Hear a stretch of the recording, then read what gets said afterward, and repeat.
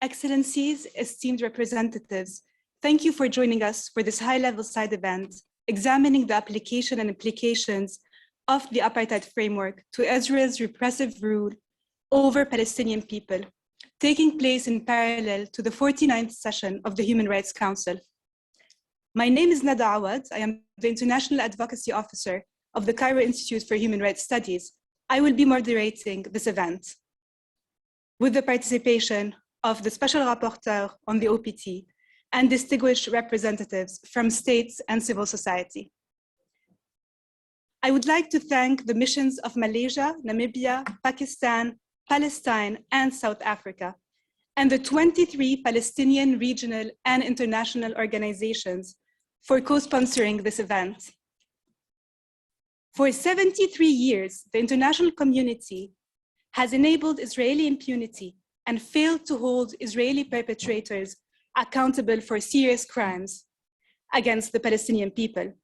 Today, our event will discuss the findings of the latest report by Special Rapporteur Michael Lynk, addressing the crime of apartheid in the context of cumulative legal analysis by legal civil society, concluding to the establishment and maintenance of an apartheid regime over the Palestinian people. I have the honor to turn to Ambassador Panda Nanda, Executive Director of the Ministry of International Relations and Cooperation, for opening remarks. Ambassador, you have the floor.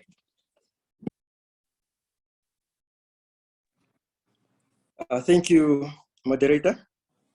Your Excellencies, distinguished participants, ladies and gentlemen, I feel honored to deliver the opening remarks of this side event, which is dedicated to the question of the applicability of the apartheid framework to Israel's repressive rule over the Palestinian people.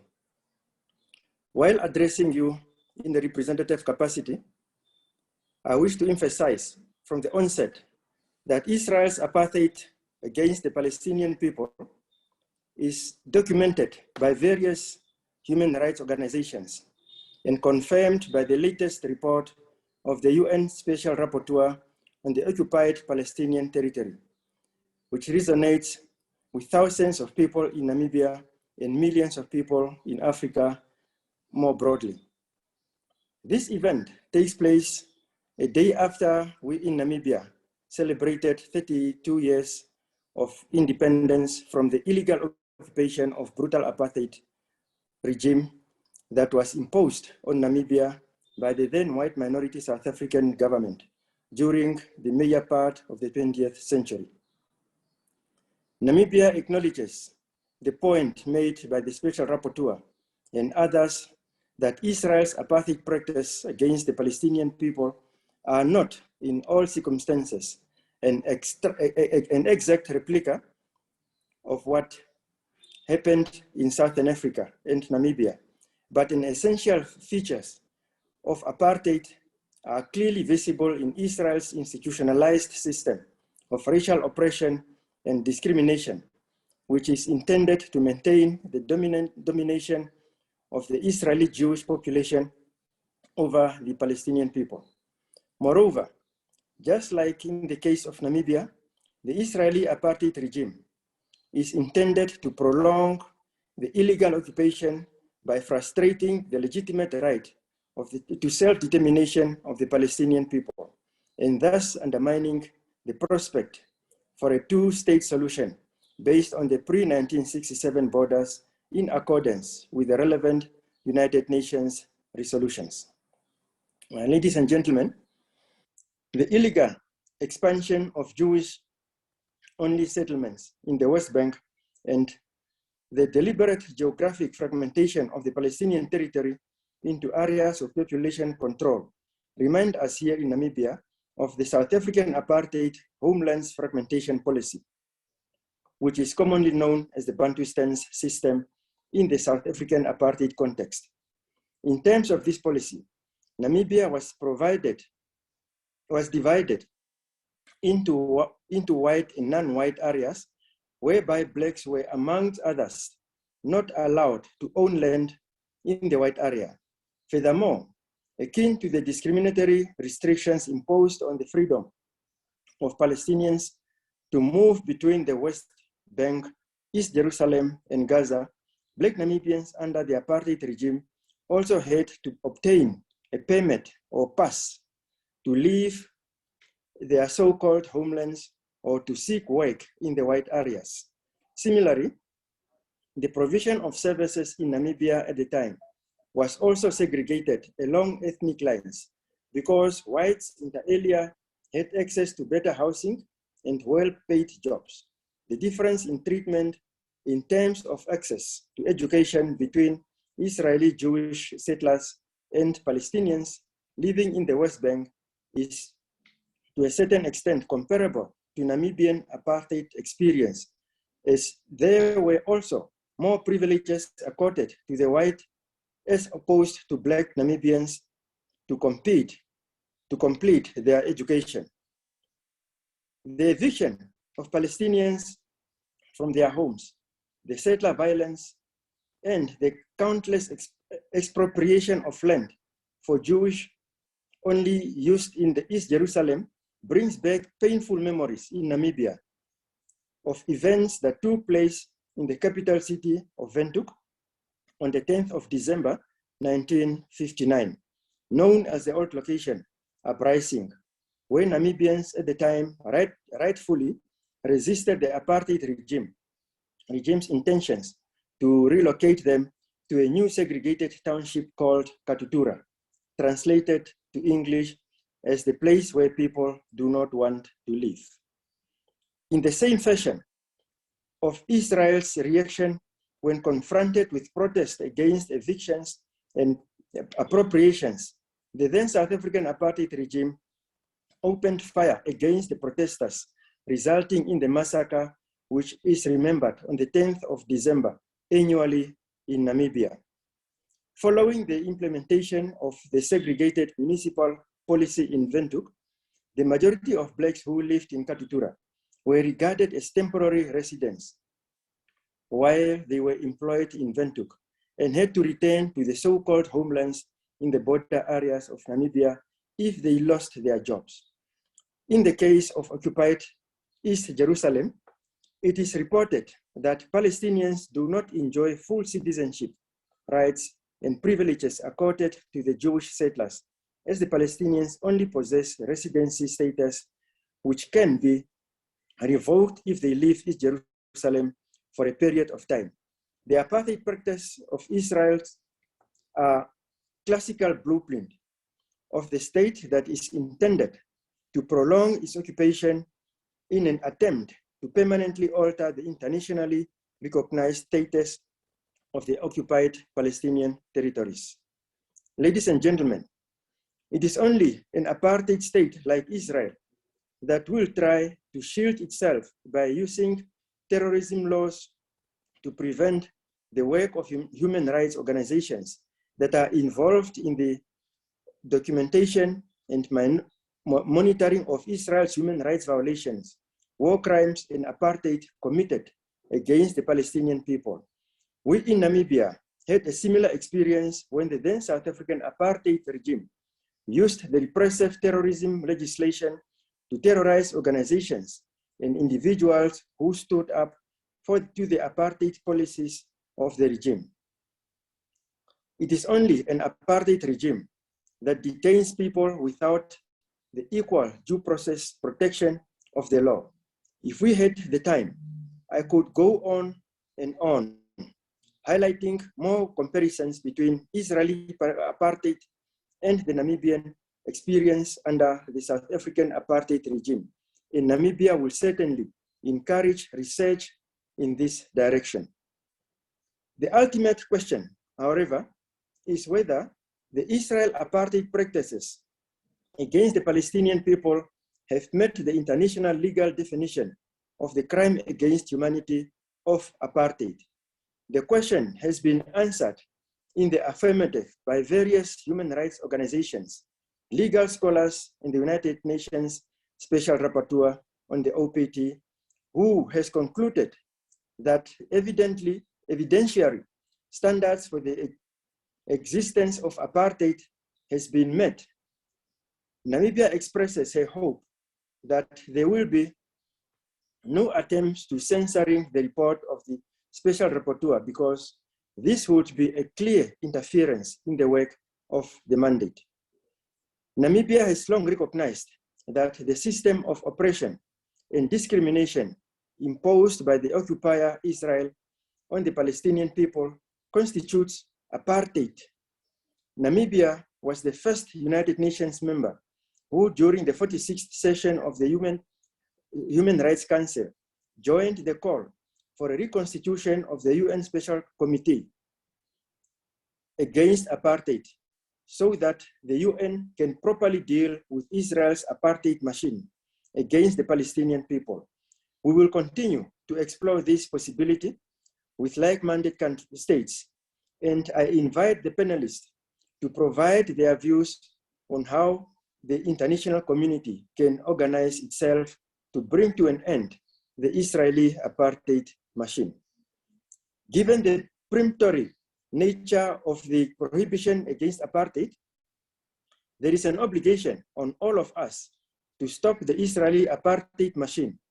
And we hope that the latest conclusion of the UN Special Rapporteur on the occupied Palestinian territories will inspire all African Union member states to strongly oppose the admission of Israel as an observer state of the African Union. Allow me to conclude by quoting from the wisdom of Madiba, Nelson Mandela, as we know him, when at a meeting of the United Nations Special Committee in 1990, stated, "It will forever remain an indelible blight on human history that the apartheid crime ever occurred. It will forever remain an accusation and a challenge to all men and women of conscience that it took as long as it has before all of us stood up and say enough is enough." Quote ends. The conscience of humanity should certainly be shaken, because the Israeli apartheid machine is in full motion while the world idly watches as it happens. How many more reports do we need before we say enough is enough to the illegal occupation of the crime against humanity of apartheid against the Palestinian people? It is only through international collective action that we will be able to bring an end to the violation of international law by Israel. Namibia will not relent in its support for the Palestinian people, and I therefore use this opportunity to reaffirm on behalf of the Republic of Namibia once again our unequivocal and unwavering commitment for the cause of the Palestinian people to attain their right to self-determination and international independence and national independence in accordance with the relevant United Nations resolutions. I thank you. Thank you very much, Ambassador, for this very strong statement highlighting the interconnected struggles against occupation and apartheid to achieve self-determination in the cases of Namibia, but also in the case of Palestine. Thank you. I will now give the floor to Ambassador Ammar Hijazi, Assistant Minister for Multilateral Affairs of the State of Palestine, for opening remarks.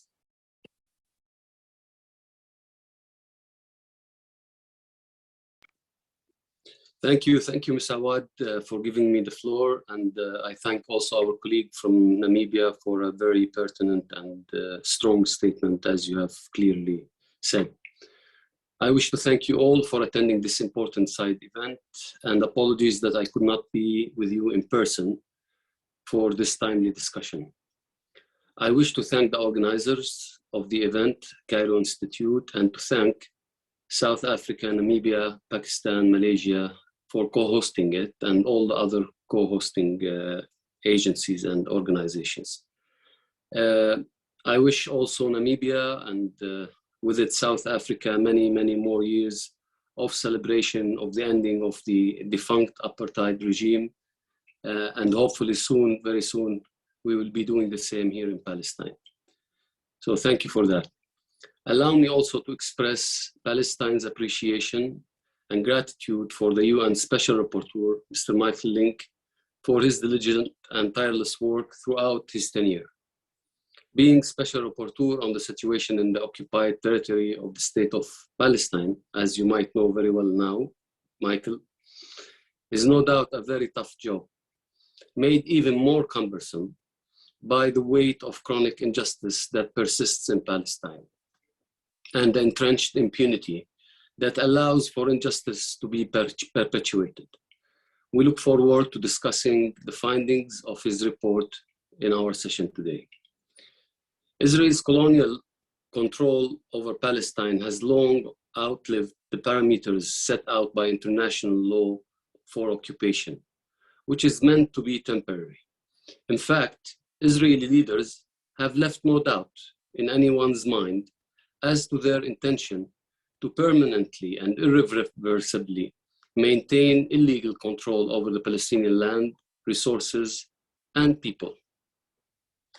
That is why we have long maintained that the nature and character of Israel's unlawful control over Palestine must be re-examined, with a view to more correctly and accurately identifying this regime, so to apply the appropriate accountability measures under international law, to end the grave and unjust reality imposed on the Palestinian people.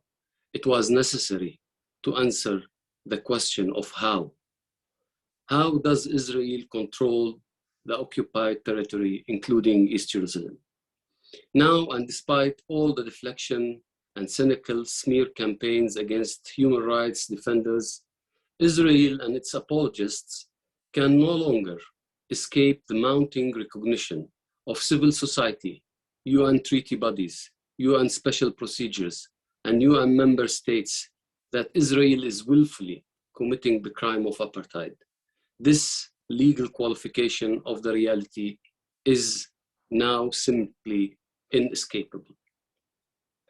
But dear friends, celebrating these sweeping conclusions is not enough. We must work together on two tracks. On the one hand, we must end Israel's impunity, ensure accountability, and confront apartheid apologists who are complicit in this crime. On the other hand, we need to also combat the willful omission of the rights and the very humanity of Palestinian people for international consideration and mobilization. For too long, international actors have demanded that the Palestinian people who are occupied and persecuted to prove their commitment to peace. This lopsided logic is a bottomless pit that has allowed some to condition the realization of fundamental and inalienable rights and Palestinian national rights and human rights to acceptance of the colonizer. And yes, it is rooted in a deeply troubling and biased attitude that excuses the colonizer. It is, in a word, scandalous. Meanwhile, these same actors have shielded Israel not just from accountability, but from mere criticism, at times even outlawing the fundamental right of individuals to boycott and censoring companies that choose to adhere to international law and divest from Israeli settlements. This has entrenched a culture of impunity, exceptionalism, and repression. Dear friends, the past months have been instructional. The international community has shown that it can move heaven and earth and rally in unity in to impose accountability measures it believes that are warranted. States that had the audacity to legislate punishment against the Palestinian people for seeking accountability suddenly fell in love with international law and talked accountability. Suddenly, resisting occupation became valiant and inspiring. The international community must now answer for its unmistakable double standards. We must not let this go. The rules-based order was founded on the principle of universality. To continue to apply international law selectively and in a matter that serves specific political agenda can no longer be shoved under the rug. This toxic and inexcusable imbalance must be remedied. But how? The answer lies in the unprecedented unity of the global human rights community and the rising, in fact, sweeping international solidarity with Palestinian people. Capitals around the world have to hear the brave and principled voices, which must get higher despite all the intimidation and vilification. We should not let them off the hook. Principled states provide refreshing examples of consistency and commitment to international law. We urge them to use their principled positions and actions as a stepping stone to launch a unified and persistent international action for accountability, including boycott, divestment, and sanctions aimed at dismantling apartheid in Palestine. The Palestinian people are tenacious and steadfast. We will not yield to oppression. We will not normalize persecution and apartheid. You can be sure of that. But we cannot dismantle this indefensible system of brutality and colonization without proactive international solidarity. We remain forever grateful to all brave and principled voices, advocacy and integrity of civil society as well. At a time wrought with duplicity in the face of increasing suffering and injustice, principled and active solidarity remains a lifeline of hope and a roadmap to justice. And I thank you very much. Thank you very much, Ambassador Hijazi, for these important calls for action. It is my honor to now turn to Professor Michael Lynk, Special Rapporteur on the OPT, who will present his historic report addressing Israel's apartheid regime against Palestinians. Special Rapporteur, you have the floor. Thank you, Nanda, for this. And thank you to the wonderful coalition of human rights and civil society organizations who've joined together to put this side event together this afternoon. As a preliminary remark, it is a glowing example of the vibrancy and professionalism of Palestinian and international civil society who work on the related issues of the Israeli occupation of Palestine, the struggle for human rights and equality in Palestine and Israel, and who creatively push for meaningful and long overdue accountability by the international community regarding their permanent responsibility for the question of Palestine. Turning to my report, I've been guided by the thought that when the facts change, so must our minds. At some point, qualitative change becomes quantitative change. Since the beginning of the occupation in 1967, Israel's rule over the Palestinian territory has been epitomized by two core features. First, the establishment of designed to be irreversible facts on the ground, the creation of 300 civilian settlements with 700,000 Jewish settlers meant to demographically engineer an unlawful sovereignty claim through the annexation of the occupied territory while simultaneously thwarting the Palestinians' right to self-determination.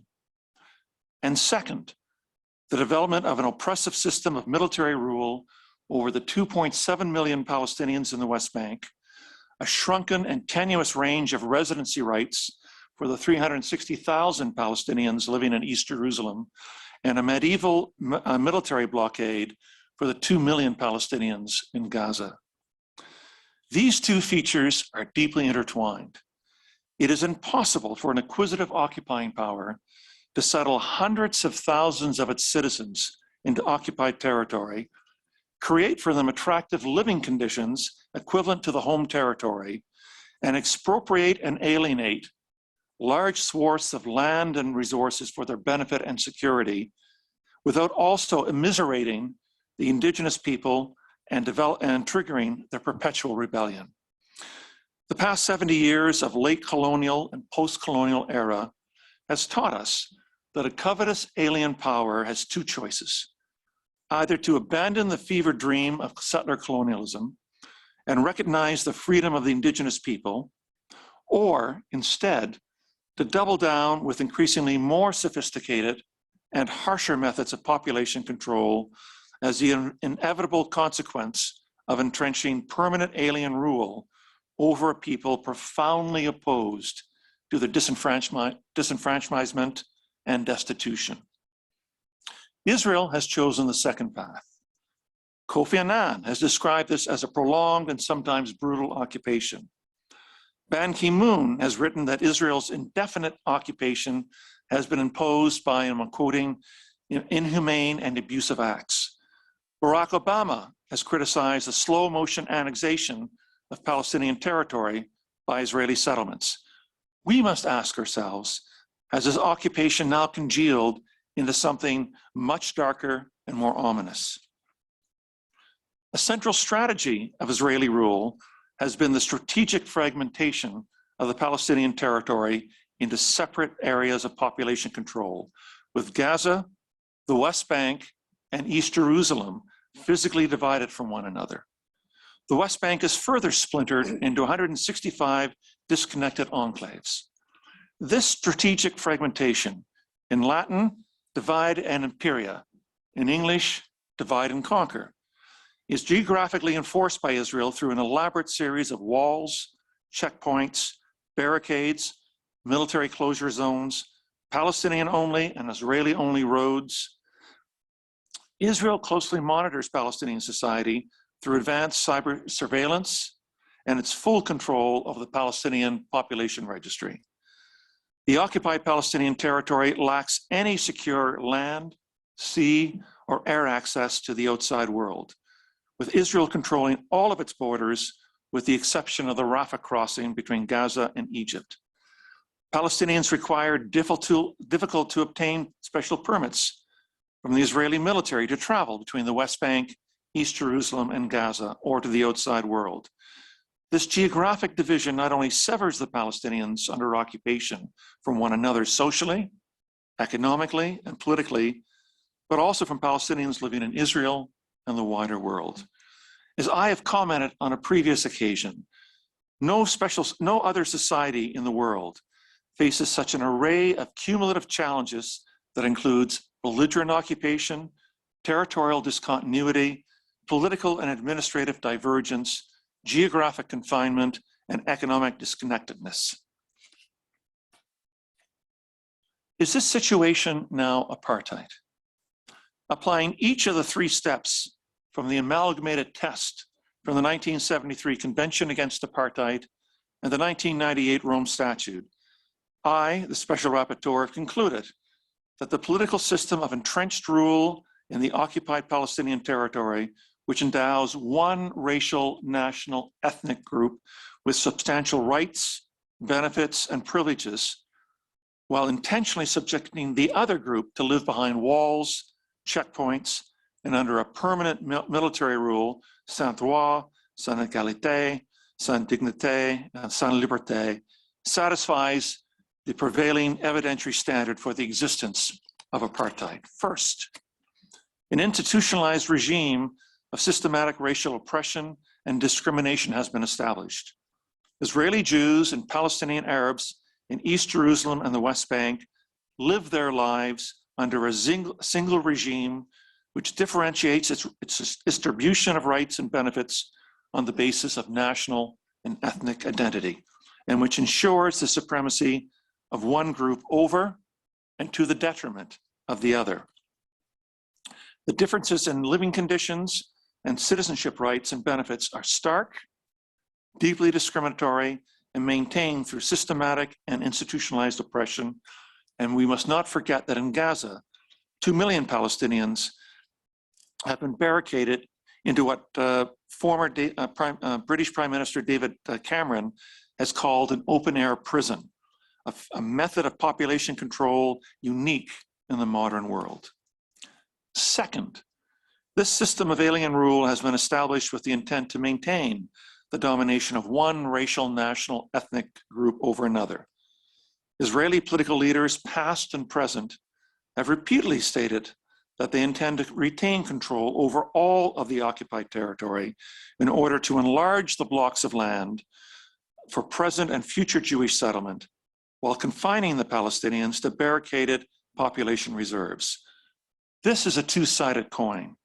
Israel's plans for more Jewish settlers and larger Jewish settlements on greater tracts of occupied land cannot be accomplished without the expropriation of more Palestinian property, together with harsher and more sophisticated methods of population control to manage the inevitable resistance. Under this system, the freedoms of one group are inexorably bound up in the subjugation of the other. And third, the imposition of this system of institutionalized discrimination with the intent of permanent domination has been built upon the regular practice of inhumane acts, arbitrary and extrajudicial killings, torture, the violent deaths of children, the denial of fundamental human rights, a fundamentally flawed military court system, and the lack of a criminal due process, arbitrary detention, collective punishment, periodic displays of intense violence and destruction in Gaza. The repetition of these acts over long periods of time and their endorsement by the Knesset and the Israeli judicial system indicates that these are not the result of random and isolated acts, but integral to Israel's system of rule. Friends and colleagues, this is apartheid. It does not have some of the same features as practiced in Southern Africa. In particular, much of what has been called petty apartheid is not present. But on the other hand, there are pitiless features of Israelis' apartness rule in the occupied Palestinian territory that were not and never practiced in South Africa, such as segregated highways, high walls and extensive checkpoints, a barricaded population, missile strikes and tank shelling of a civilian population, and the abandonment of the Palestinian social welfare to the international community. With the eyes of the international community wide open, Israel has imposed upon Palestine an apartheid reality and a post-apartheid world. Thank you. Thank you very much, Professor. We welcome this historic report, which reflects the larger reality of Israel's apartheid regime over the Palestinian people as a whole, as will be shown by distinguished representatives from civil society. I now have the honor to turn to Mr. Omar Shaker, Israel and Palestine Director at Human Rights Watch. Omar, you have the floor. Thank you, Nanda. Thank you to the CIHRS Institute. Thank you to the many co-sponsors, including the governments of Malaysia, Namibia, Pakistan, Palestine, and South Africa.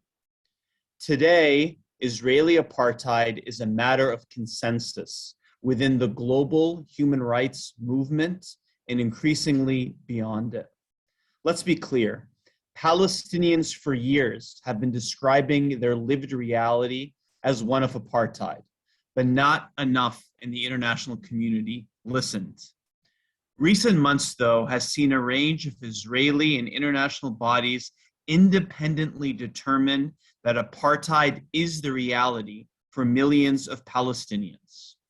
We did not reach this determination lightly. We did so by gathering evidence over many months and years, evaluating case studies, government policies and statements, and applying the law.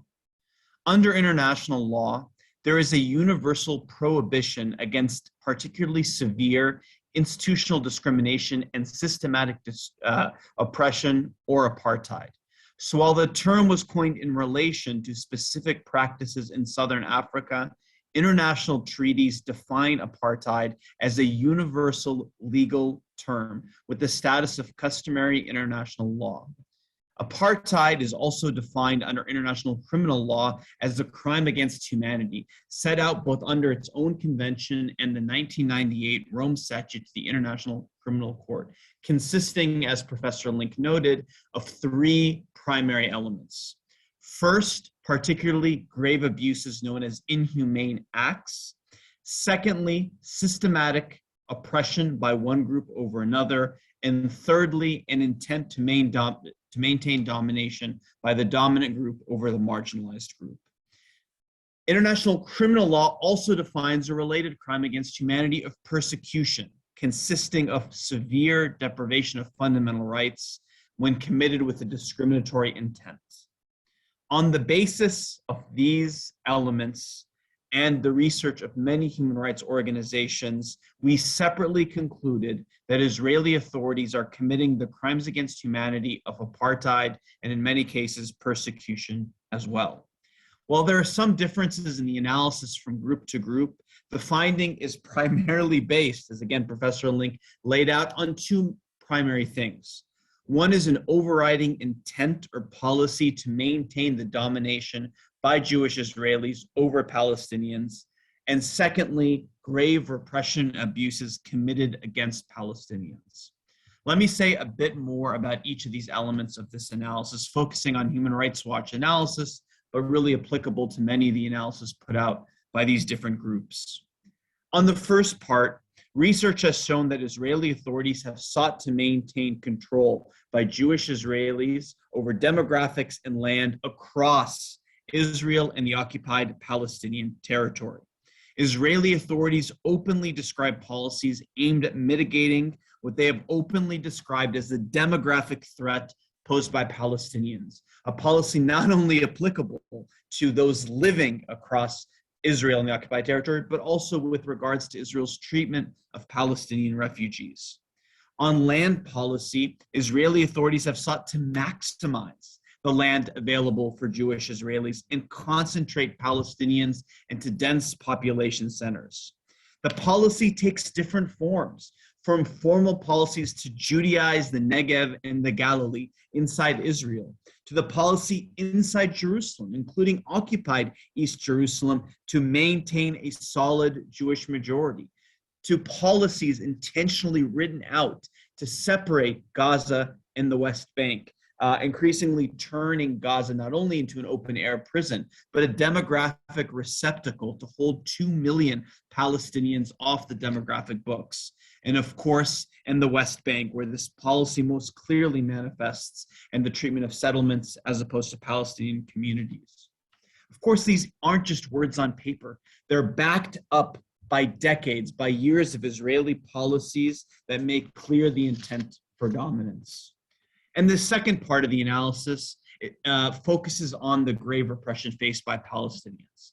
Let's be clear.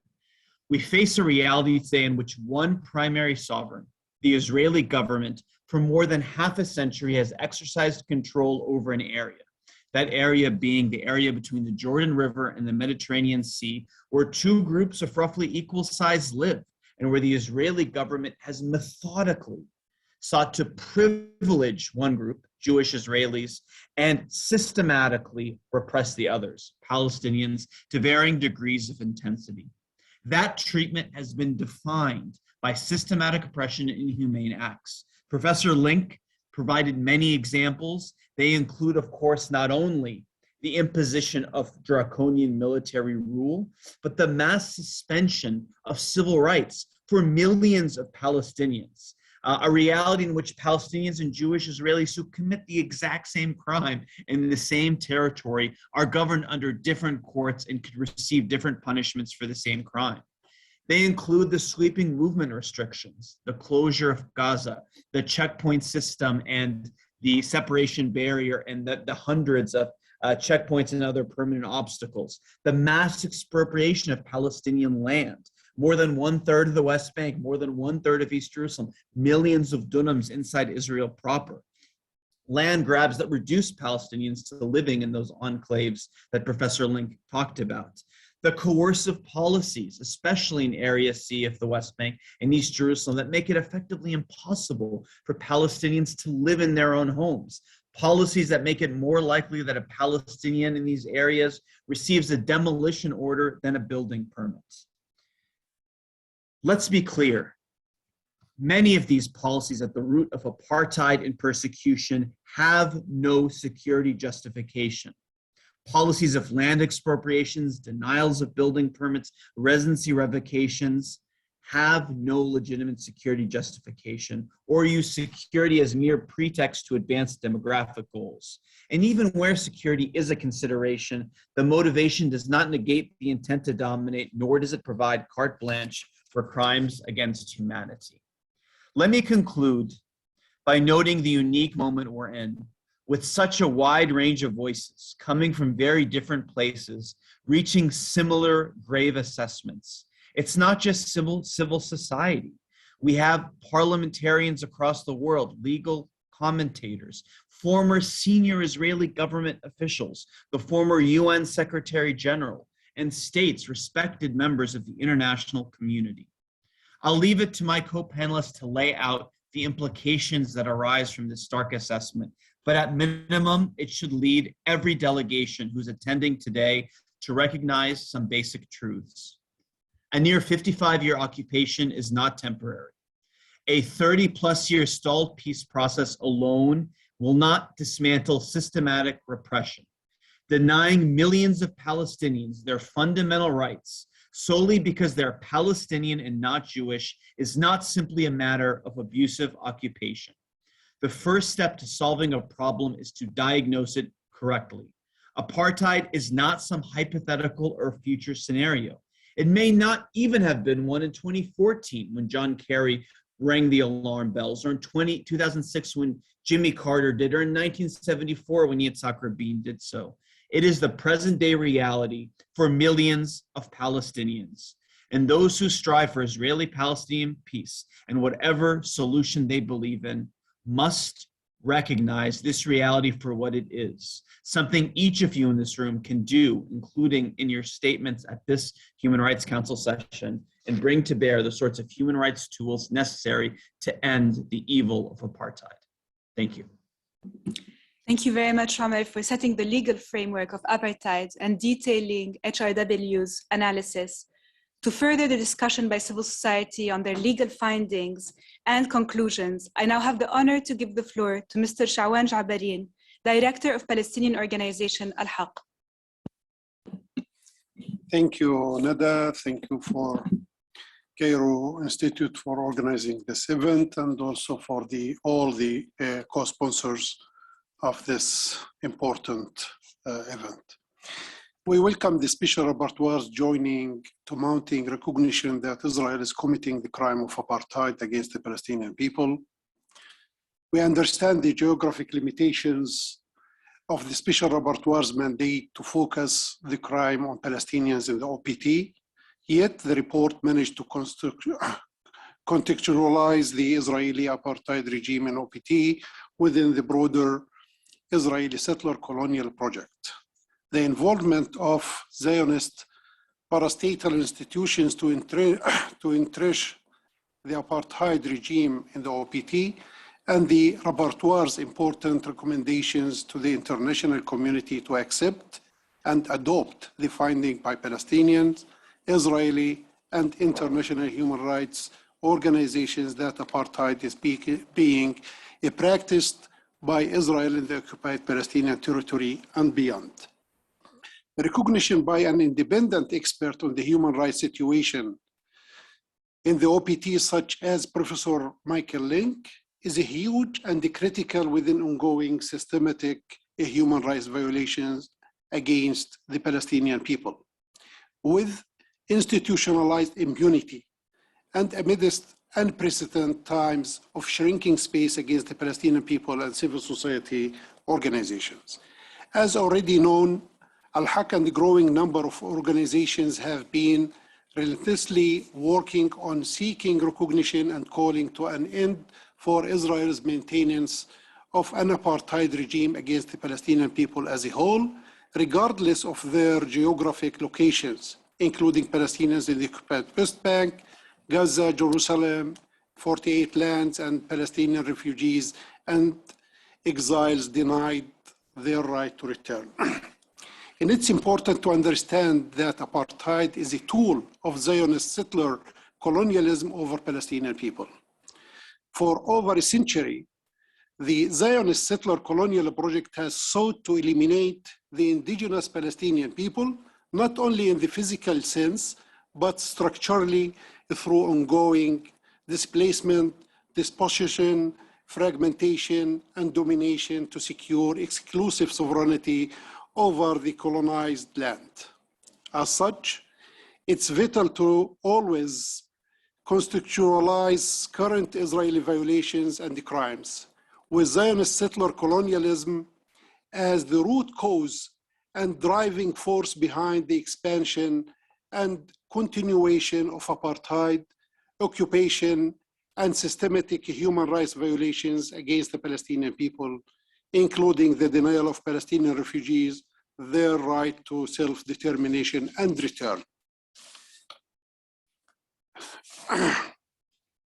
The propriety destruction of their institutions and suppression of any effort to resist their subjugation to ongoing colonization and apartheid, including through extrajudicial executions, arbitrary detention, torture, persecution of civil society, as well as political, administrative, and geographic fragmentation and imposed coercive environment. As rightly reaffirmed by Special Rapporteur Lynk, a central strategy of Israel apartheid regime is the strategic fragmentation of Palestinian people. Israel has strategically fragmented the Palestinian people into at least separate geographic, legal, and administrative categories to ensure that Palestinian refugees and exiles living outside of Palestine, Palestinians living in the territory that became Israel in 1948, Palestinians living in the occupied West Bank and Gaza Strip, and Palestinians living in Jerusalem cannot meet a group, live together, or exercise their freedom of movement or any collective rights, in particular their right to self-determination. The fragmentation also intends to prevent them from collectively resisting the colonization of their lands. This engineering also aimed to perceive Israeli Jewish demographic majority in Palestine and ultimately serving to entrench Israel as de jure and de facto annexation of Palestine. We also appreciate the Special Rapporteur for referring to alarming attacks against Palestinian civil society organizations and the human rights defenders as an inhuman act of the crime against the humanity of apartheid, exercised to maintain its apartheid regime and denying Palestinians their rights to freedom of expression, assembly, and association. The persecution of individuals or groups by depriving them of their fundamental rights because they oppose apartheid, it speaks loudly of the racist and discriminatory character of Israel regime that aims to continue shamelessly violating international law under the eyes of the international community and with full impunity. This needs to change.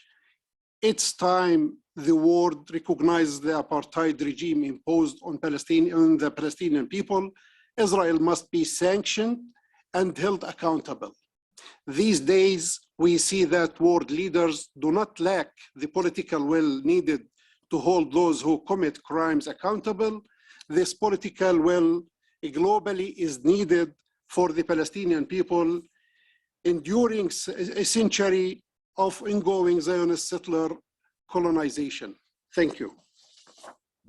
Thank you very much, Mr. Jabarin, for this presentation and for centralizing the role of settler colonialism and transfer within the apartheid framework, as well as highlighting Israel's strategic fragmentation of the Palestinian people to deny their right to self-determination. I now have the honor to give the floor to Ms. Nouriya Oswald, International Legal and Advocacy Director of Palestinian organization Al-Mizan. Thanks very much, Nanda, and thanks everyone for coming today. So Al-Mizan has been working with Al-Haq and Cairo Institute as well, and other partners in the past several years on anti-apartheid initiatives, including at the Human Rights Council.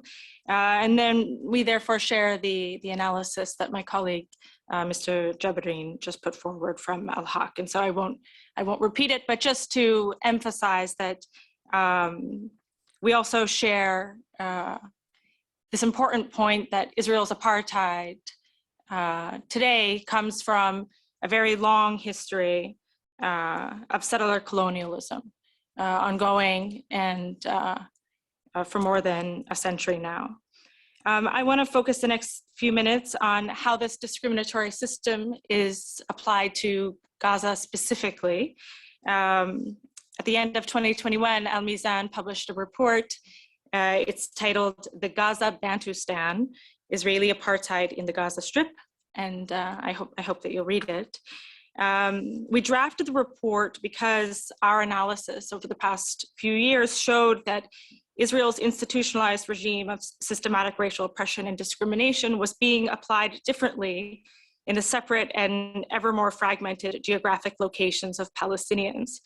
And it was being applied differently depending on Israel's other aims, goals, and policies in place, and depending on the different legal statuses of the populations. So we first looked at the Gaza closure through both the prism of the Apartheid Convention and also the Rome Statute. And the Gaza closure is, of course, the policy that seals off 2 million Palestinians into this isolated enclave. And it's similar, but not identical to a South African Bantustan. Hence the title of the report. Professor Lynk so articulately called this the, quote, indefinite warehousing of an unwanted population. And that is precisely what it is. It's a holding place for 2 million people who are just able to survive, but are not able to thrive. It's undoubtedly Israel's most blatant form of segregation. There are numerous restrictions and practices that the Israeli authorities and the military uses to maintain the closure. At its basis are the unrelenting restrictions on the movement of people and goods. And through these restrictions, the imposition on Palestinians in Gaza of conditions that are calculated to undermine life. Think about the soaring unemployment rates, poverty rates, reliance on aid, food insecurity, etc. To classify the term according to the Apartheid Convention, it is a policy that is calculated to destroy in whole or in part the population. In our report, we also looked at Israel's military enforcement of the closure through its routine targeting of Palestinians, in particular near Gaza's perimeter. So this is mostly of fishermen at work, farmers at work, protesters, people on their lands near the separation fence.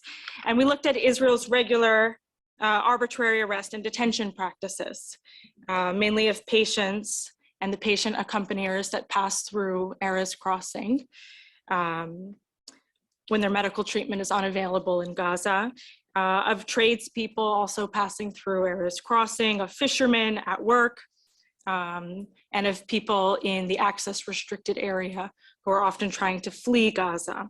And then to frame this under another legal provision from Article 2, the authorities are denying Palestinians the right to life and liberty of person through the use of these practices.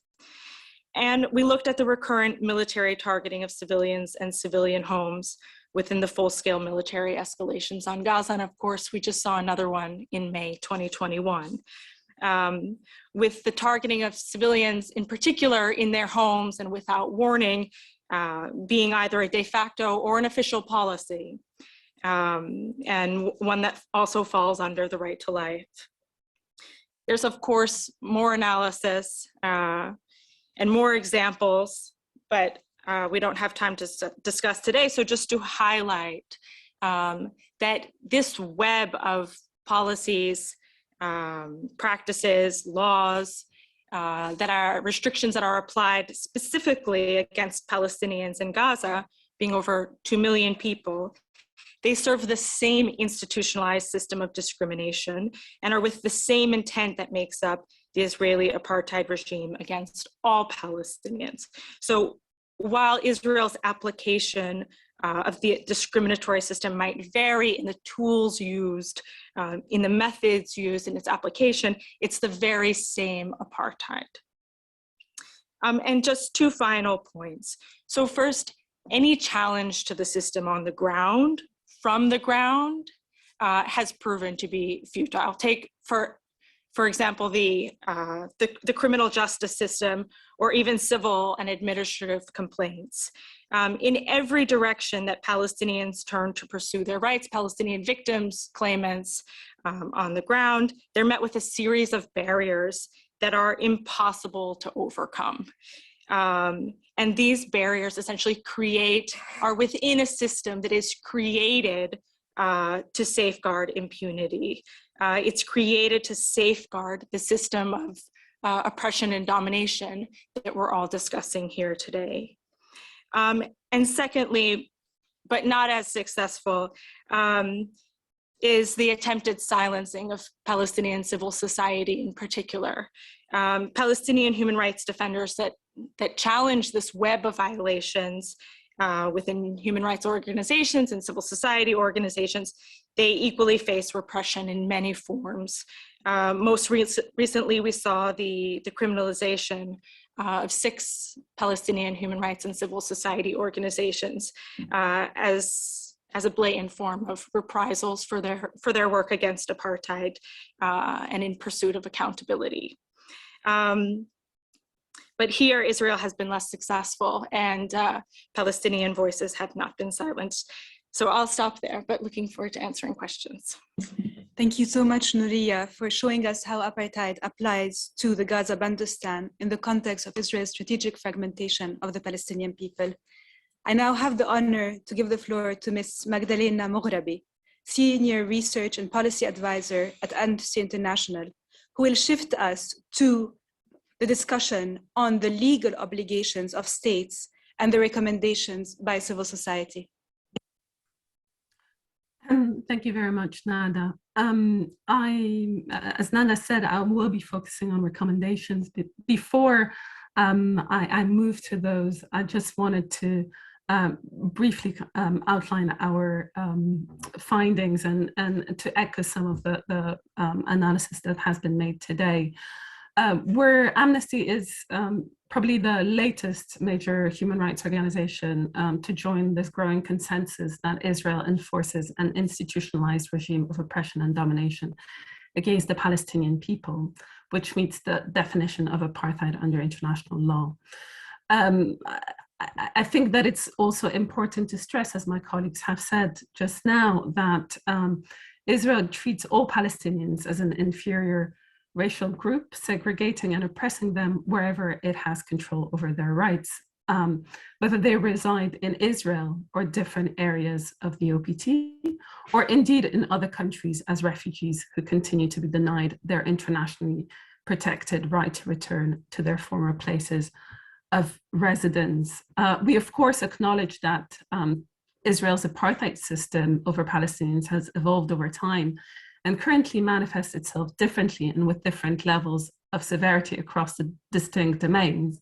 However, given, as my colleagues and predecessors have said just now, given that territorial and legal fragmentation and segregation are key elements through which Israel enforces this oppression and domination over Palestinians, we believe that the full extent of Israel's control over Palestinians is only evident when looking at the system holistically, wherever Israel controls the rights of the Palestinians. That is, in Israel, the OPT, and the Palestinian refugees in the diaspora. The scale and the seriousness of these violations, documented by all of our organizations, make it clear that the international community needs to urgently and drastically change its approach to the conflict and recognize the full extent of the crimes that Israel perpetrates against the Palestinian people. As my colleagues have said before, addressing violations against Palestinians in the occupied West Bank and Gaza Strip merely within the framework of international humanitarian law and separately from the violations perpetrated against Palestinians in Israel has failed to tackle the root cause of the conflict. And importantly so, it has also failed to achieve any form of accountability and justice for the victims. Dismantling the cruel system of apartheid is essential for the millions of Palestinians who continue to live in Israel and the OPT, as well as for the return of Palestinian refugees who remain displaced in neighboring countries, often within only 100 kilometers of their original homes, so that they can all enjoy their human rights free from discrimination. This is why, as a first step towards accountability, we're calling on states to publicly recognize that Israel is committing the crime of apartheid against Palestinians wherever it controls their rights. And I repeat, in Israel, the OPT, and in the diaspora. States must acknowledge the reality on the ground for what it is and urge the Israeli authorities to end apartheid through individual and collective statements. This is even more essential at a time when we're witnessing a sustained Israeli effort to stifle any sort of debate on this issue, including at this council session and beyond, but also through a sustained crackdown on civil society, which is advocating for Palestinian rights, as my colleagues have outlined before, particularly those that are calling for a recognition of Israel's treatment of Palestinians as apartheid. Israeli civil society organizations are smeared and intimidated. They're called the enemy from within.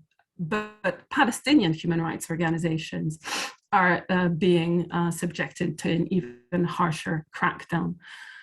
Last year, without any evidence, Israel designated 6 prominent Palestinian NGOs, including Al-Haq, which is today on our panel, as terrorist entities, and we therefore urge states to press Israel to put an end to all policies of silencing civil society, including by immediately revoking the terrorist designation against these 6 Palestinian civil society organizations.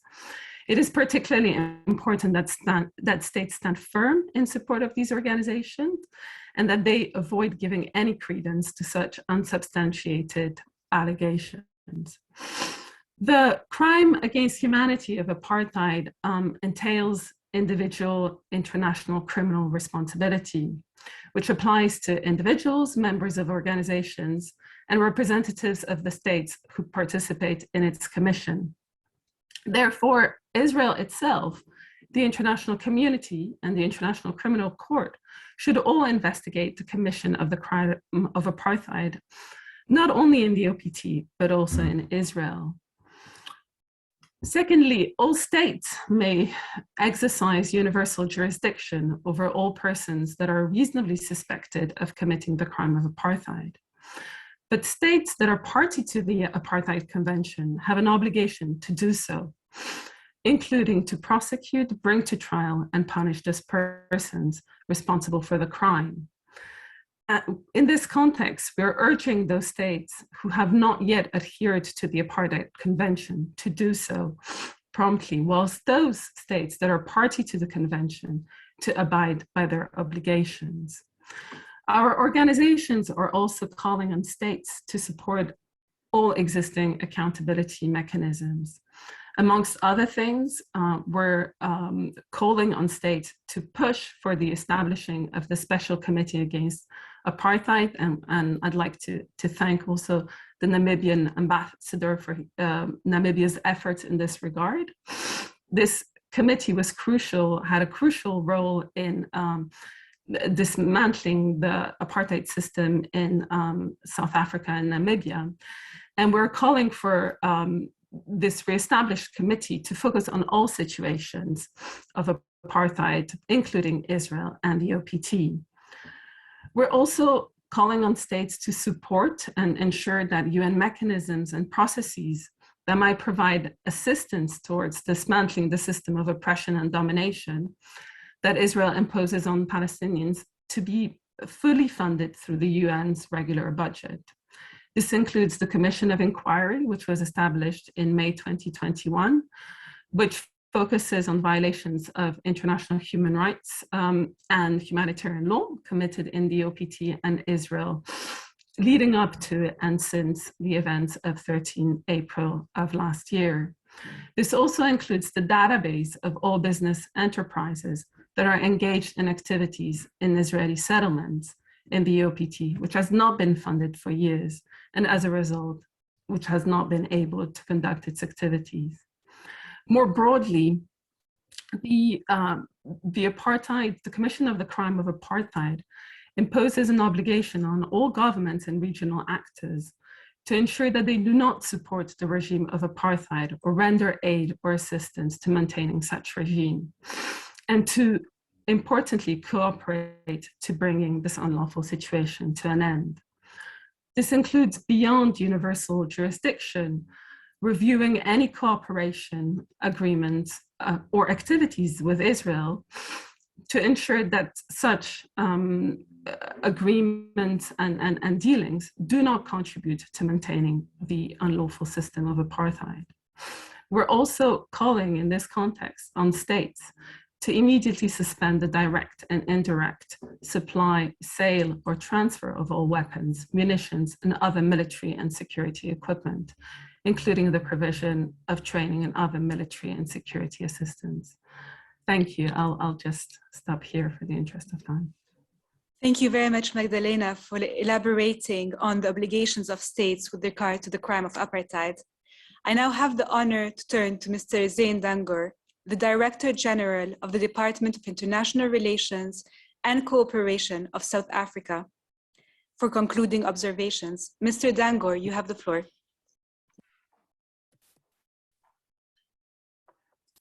Thank you, Mr. Awad, Nanda, Excellencies, Mr. Panda, Nanda, Ambassador Amari Jazi, and the representatives of countries co-sponsoring this important event, fellow panelists, ladies and gentlemen. I must state in the outset that South Africa is honored to co-sponsor this important discussion and event. I want to repeat what many of the other speakers have stated. We welcome the historic report of the Special Rapporteur, Professor Lynk, on the occupied territories. The report, which focuses on Mr. Lynk's geographic mandate, finds that Israel is committing the crime of apartheid in the occupied territories, and many of the speakers have reiterated this. Importantly, though, Professor Lynk does call on the international community to accept and adopt the findings by human rights organizations that apartheid is practiced by Israel in the occupied Palestinian territory and beyond, so implying on both sides of the Green Line. And I think that's a very important point to make. And many of the speakers, including Omar, have spoken about this. Professor Lynk's report is timely, as it supports an overwhelming body of factual evidence by reputable human rights organizations that the state of Israel is committing crimes of apartheid and persecution. And I need to stress the persecution part. Omar spoke about that as well. It's important to state that this report complements reports by Amnesty International. We've just had a bit of an outline on the Amnesty report, Al-Haq, Adamir, B'Tselem, Human Rights Watch, Yesh Din, and earlier works of activists and scholars who have written extensively on this matter and have asserted that the form of oppression by the Israeli government is systemic in nature. So there's a body of evidence that is emerging that is compelling. I don't think we should forget the important contributions of people like Ilan Pape and Yuri Davids, who have written extensively of this in the past as well. And to see that their findings have come full circle. So Professor Lynk's report, together with the reports by the recent reports by Amnesty, Human Rights Watch, and others, make a compelling case, and we've heard this today, that the situation in Palestine is in breach of the Convention on the Suppression and Punishment of the Crime of Apartheid, the Apartheid Convention.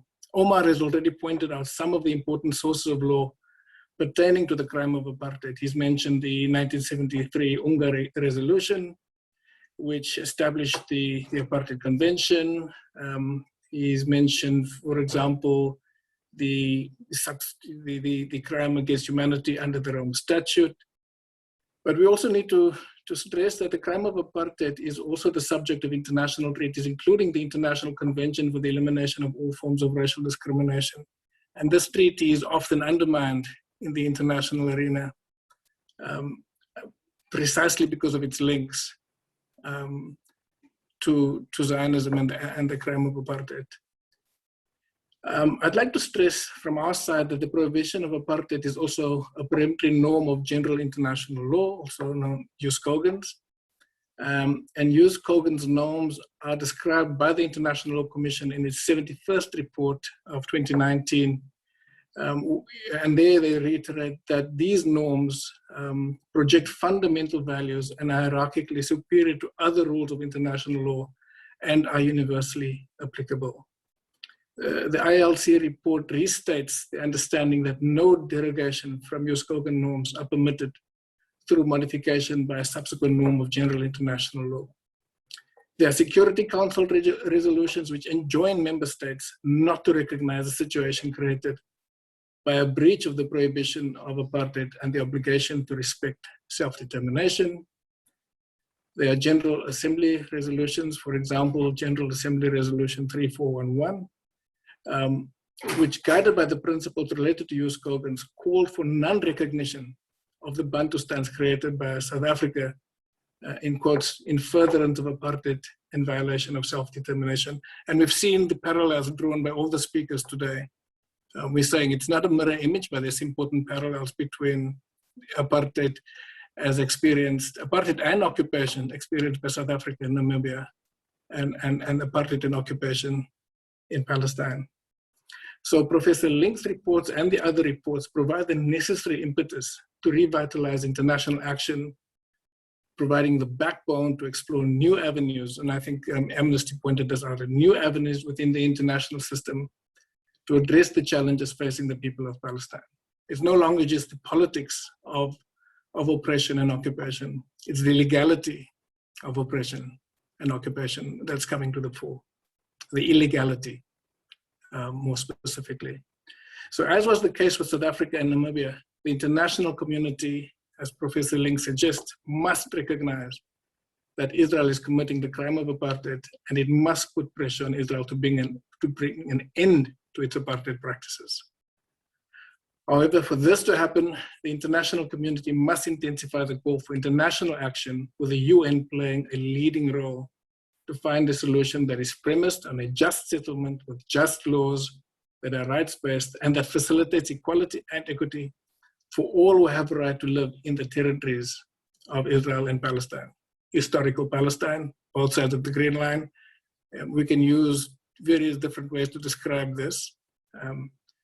South Africa is committed to being part of these efforts aimed at reviving a political process that will lead to the protection of the human rights of all people on both sides of the Green Line.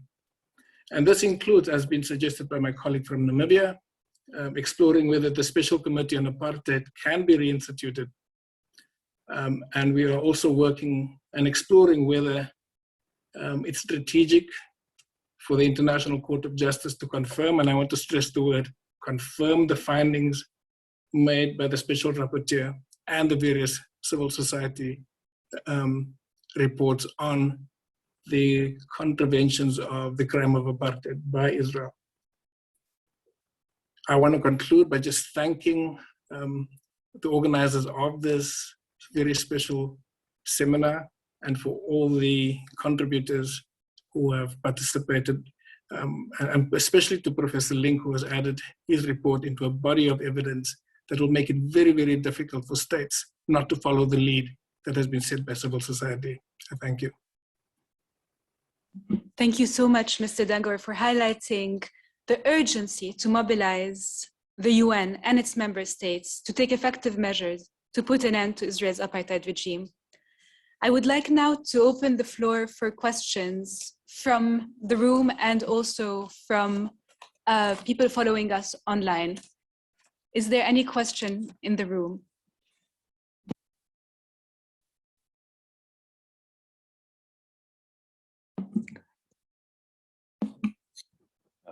Thank you. My name is Joseph Shekler from the Housing and Land Rights Network of Habitat International Coalition. Certainly with appreciation to all the panel members. I have a question that actually arises from something that Mr. Jabarin said, and that was that we have witnessed a century of settler colonialism as a root cause of present-day apartheid. And he also mentioned the Zionist parastatal institutions that have accompanied and largely organized that process for the same century or more. And those institutions, of course, have charters that discriminate materially against the indigenous population on the basis of race and descent.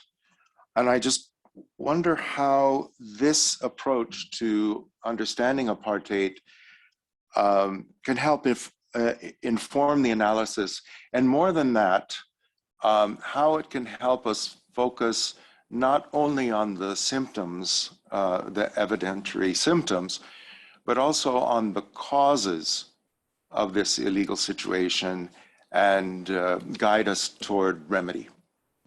Thanks. Thank you very much for your question, Joseph. I would like to take another question, if there is one in the room. Go ahead, John. Thank you very much. John Fisher from Human Rights Watch. Although, since we had a panelist speak from Human Rights Watch, if there are others who haven't had the chance to take the floor yet, I'd happily defer to them.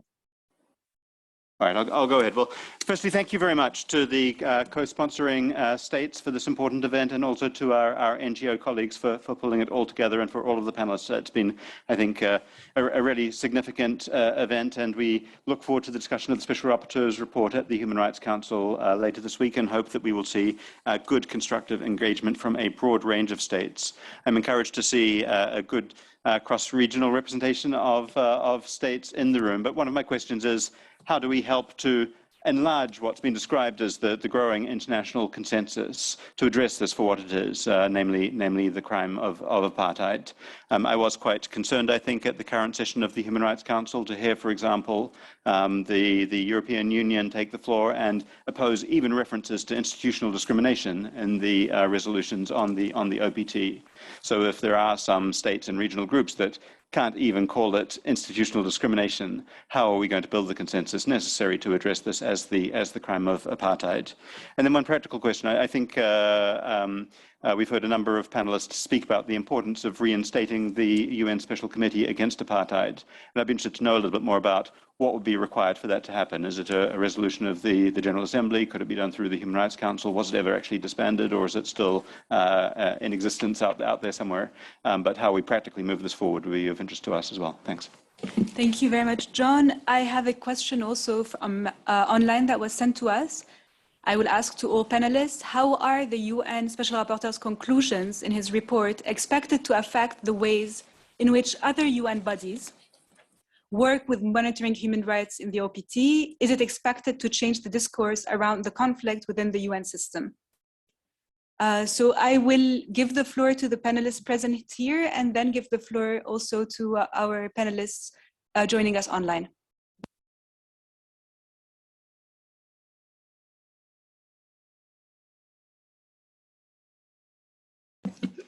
No problem. Thank you, Joseph, for your direct question.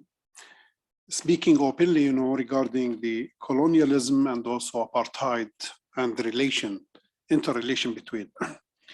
The main thing that Al-Haq, for instance, and maybe other Palestinian organizations and internationals also, when they studied the situation in Palestine, also in the frame and the context of occupation, we found that it doesn't give us the right academic, legal, professional way to analyze what's going on as a reality also of the life in Palestine and what's happened.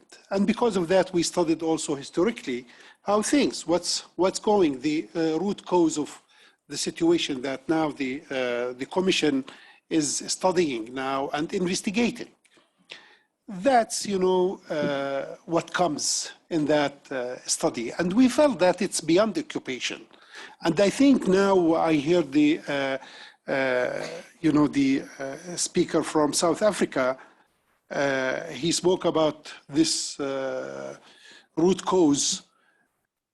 I think you can't just go and single out one element of the problem and focus on it.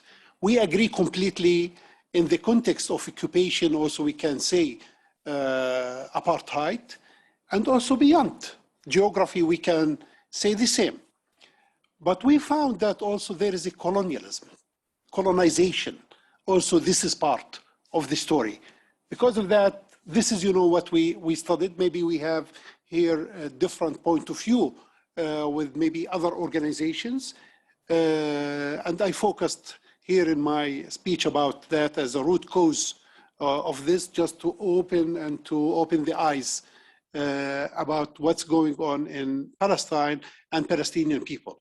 It's not just an issue of 70 or 67 area. I mean, the occupation is one main thing. That's what we try to address and to emphasize on. And I'm sure that by time when people just studying and looking deeply in these things, it will come again, maybe in this room or in other room, to see the big picture. And also, beside apartheid, also there is a colonialism, to be honest. Thank you.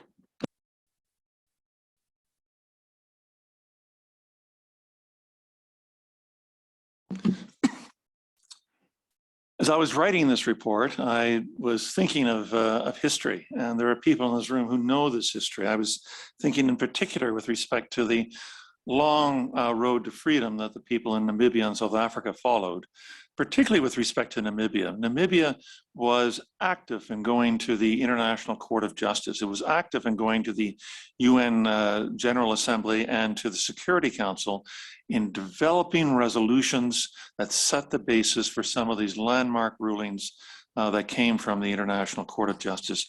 I don't pretend that the resolutions coming from the Security Council, General Assembly, or Human Rights, or the rulings by the International Court of Justice will by themselves liberate Palestine.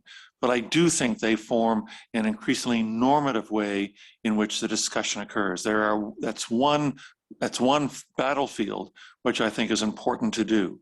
And I've noticed that how the delegates representing SWAPO in the 1960s took care to build resolutions with strong inclusive language at the General Assembly and the Security Council. The same thing I think has to happen here.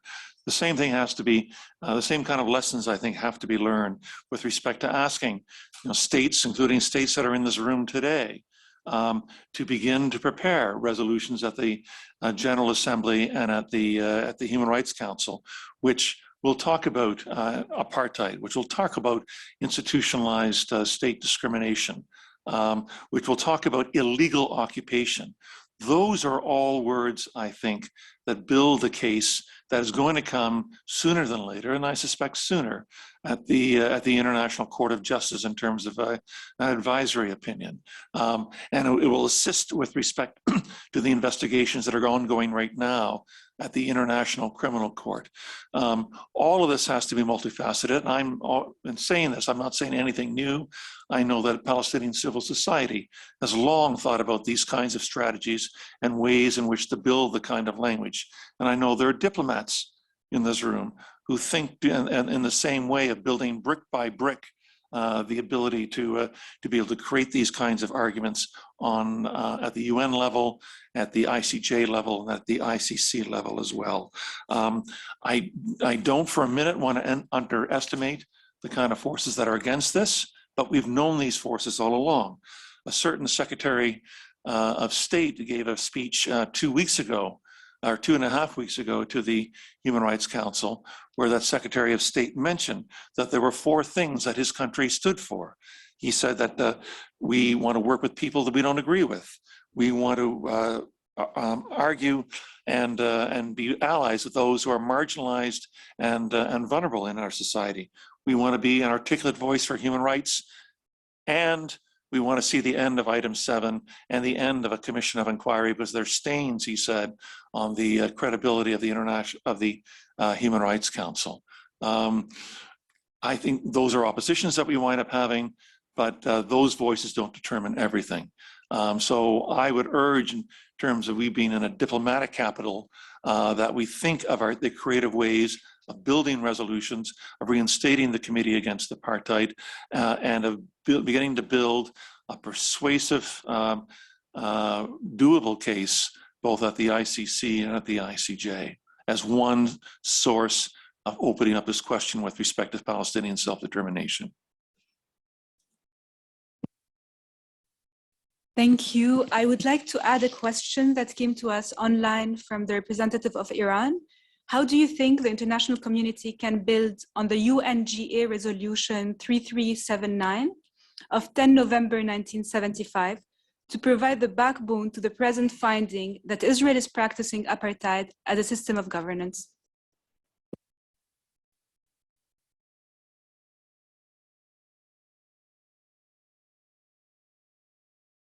We will now turn to speakers who are joining us online. Please let me know if you want to respond. Omar, Magdalena, and esteemed ambassadors.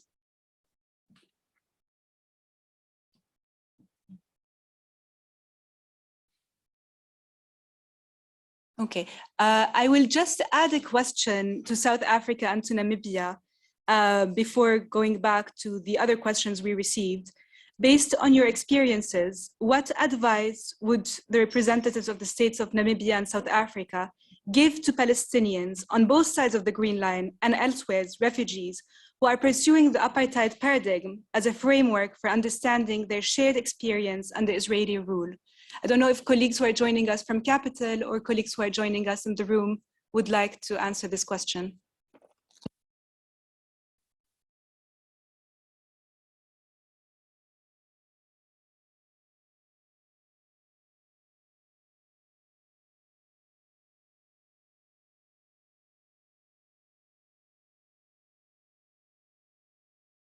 Maybe we will give the floor to Nuria.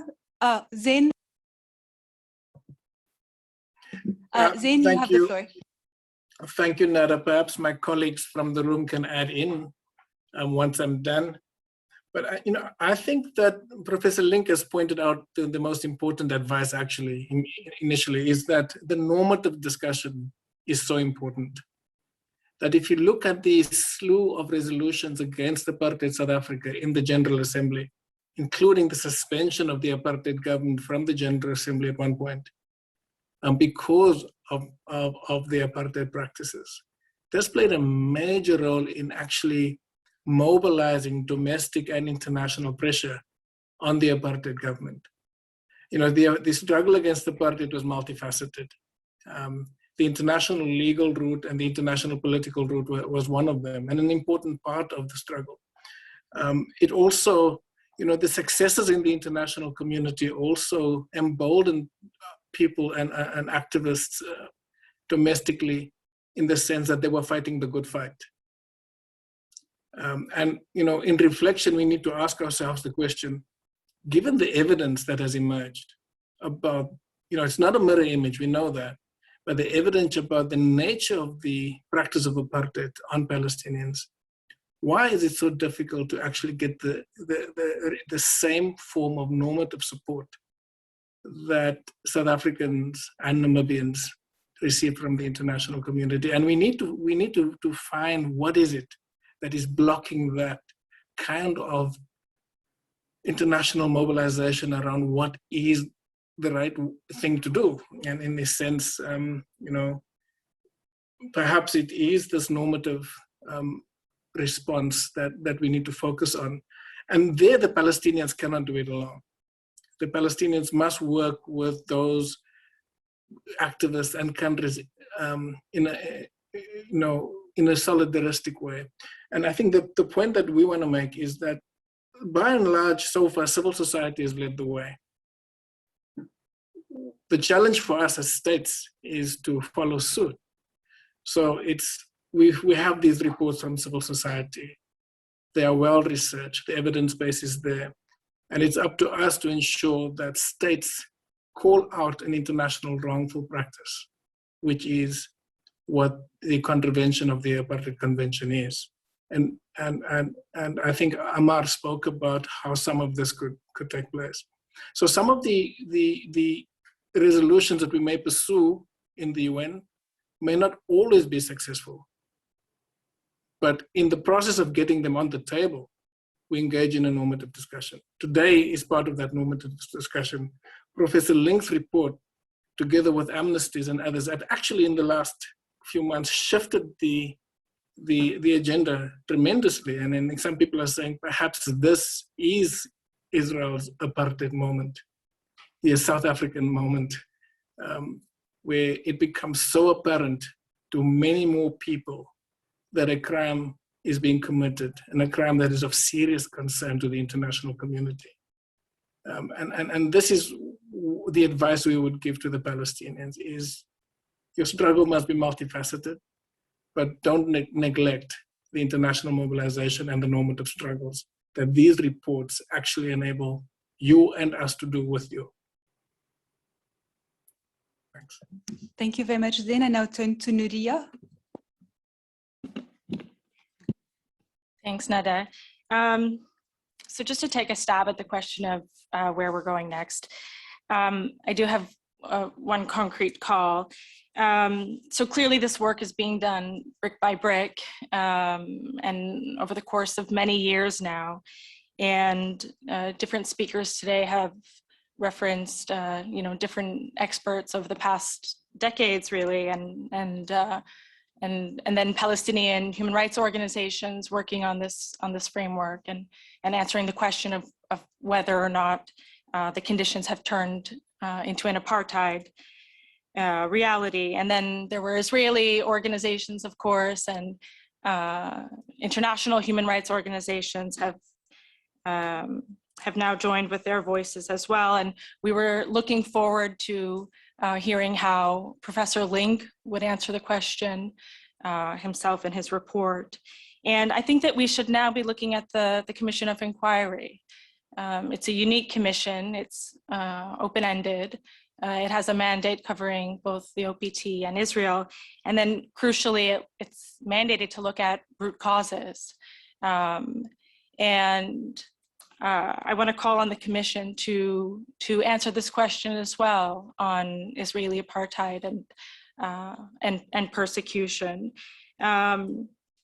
This Commission can look at not just the isolated events that past commissions have looked at, right, or isolated issues, the 2014 full-scale military assault, or 2008, 2009, or settlements, or the targeting of unarmed protesters within the Great March of Return. But no, this commission should really be bringing it all together and looking at the larger overarching frameworks and answering the question as to their view on the reality of apartheid and persecution being committed by Israeli authorities and actors, and including by looking at the implementation or non-implementation of past recommendations from COIs, but also from high commissioners and beyond. And then crucially for the information that they receive and the analysis that they do to then go to the International Criminal Court in order to, of course, just practically supply the ICC with information that it has received to aid the investigation, but also it's important for the ICC to be pushed to answer this question as well. Thank you very much, Nuria. I heard that also colleagues from Namibia and South Africa. Namibia, please, you have the floor. Thank you very much, Nanda. And I just wanted to echo what Zain said earlier, the importance of international mobilization. I think speaker after speaker has just confirmed to all of us that the international organization is now aware. The reports are out there. In Namibia's case, there were a lot of Namibians who had left the country to mobilize from the outside and garner international support from outside. At the UN, there were so many instances when Namibia was voted in the Security Council.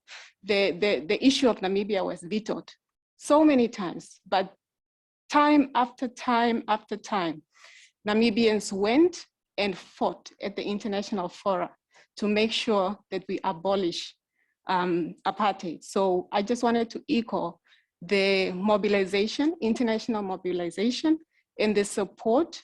I think we have the momentum right now. So we should use this opportunity to push and mobilize and bring this issue to the international organizations and the international community, because the time is now. It's been so many decades that we've been talking about the same thing. We've now totally agreed that it's apartheid. So let's act, let's revive the committee on apartheid and see how the Palestinians can eventually get the recognition that they deserve as a country free of oppression and dominion. So I thank you very much. Thank you very much. Ambassador, South Africa, you have the floor. Yes.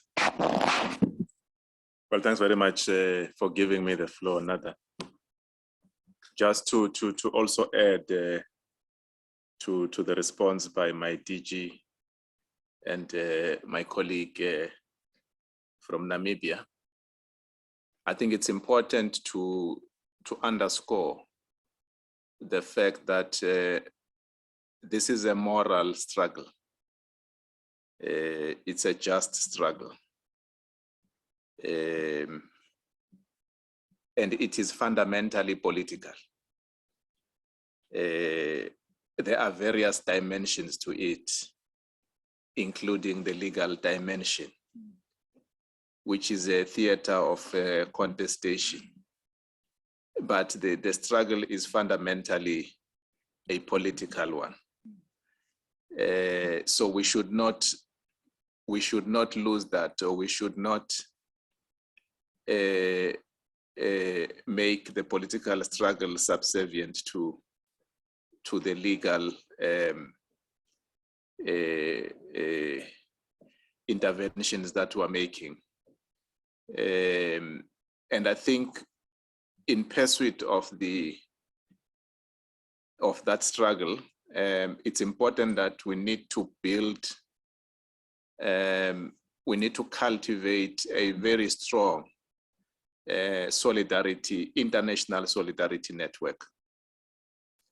You will recall that the anti-apartheid movement that was established in various parts of the world played a very key role in shaping and in changing public perceptions against the apartheid regime and in support of the anti-apartheid struggle in South Africa. So we should use that model. If you ask for advice, the model of the anti-apartheid movement, this was the biggest international solidarity movement in the world that was able to keep the embers of the struggle against apartheid alive in every part of the world. And also, more importantly, in the corridors of the edifice of multilateral institutions, whether it was in New York or in Addis Ababa, at the OAU, or even here in Geneva, at the Human Rights Commission at the time. So I think it's important that we should build that network, particularly in those capitals of countries where we've seen a shift from centrist to right-wing policies. We should cultivate that network and mobilize parliamentarians, congresses in these capitals so that they can act as the agents, the key agents for policy change in support of in solidarity and in support of the Palestinian cause. Thank you very much. Thank you very much, Ambassador.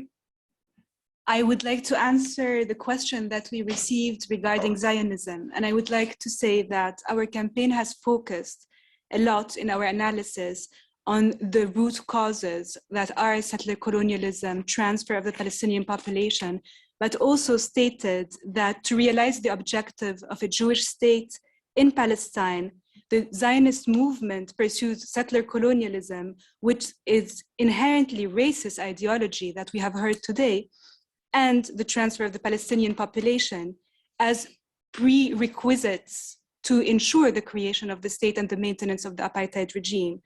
And these policies have become the driving force behind Israel's apartheid regime. So this is just to answer one of the questions. I hope we were able to answer as many questions as possible. I don't know if anyone wanted to make any final remark or anything before we close. I see nothing, so I want to really thank the speakers who were gave us a very important overview of the situation, and I want to thank the state representatives for their remarks and for enriching this conversation. And just to conclude that, as we heard from the esteemed representatives, the rapporteur study of apartheid in the OPT reflects the larger reality of Israel's apartheid regime over the Palestinian people as a whole. The speakers insisted that the international discourse, which continues to misleadingly portray the situation as one of a conflict between two entities put on equal footing, must be replaced with one recognizing and addressing the root causes of the situation, including apartheid. In December 2019, CIHRS recognized the continuity of Israeli policies and practices in violation of Article 3 of the International Convention on the Elimination of Racial Discrimination, CIHRS, which pertains to racial segregation and apartheid, as disproportionately impacting Palestinians on both sides of the Green Line. In May 2021, it was also mentioned, the Human Rights Council further recognized in its resolution S/30/1 the need to address the root causes of the situation, including through the investigation of systematic discrimination and repression based on national, ethnic, racial, or religious identity, again, on both sides of the Green Line. Multiple UN member states, led by South Africa, Namibia, and Palestine at the Human Rights Council, have recognized and condemned Israel's institutionalized system of racial domination and oppression against the Palestinian people. At least 12 states until now, some of whom are present with us today, as well as the Organization of the Islamic Conference and the Arab Group, have addressed Israeli apartheid at the Human Rights Council. These legal findings and the legal findings of Professor Michael Lynk should serve as a wake-up call to all governments around the world. It is time to translate these findings into effective measures to put an end to Israel's impunity and apartheid regime. Accountability is long overdue. Thank you very much.